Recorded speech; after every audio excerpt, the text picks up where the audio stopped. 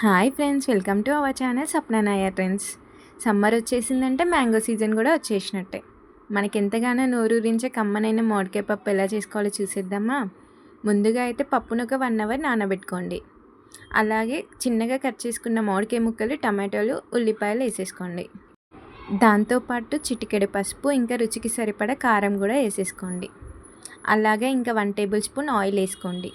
అలాగే లాస్ట్లో కరివేపాకు కూడా యాడ్ చేసుకోండి. ఇంకా విజిల్ పెట్టేసేయండి, ఒక 5 విజిల్స్ రావాలి. ఇంకా పప్పు మెత్తగా ఉడికిన తర్వాత రుచికి సరిపడా ఉప్పు కూడా వేసేసుకోండి. ఇంకా పోపు పెట్టేసుకుందామా మరి.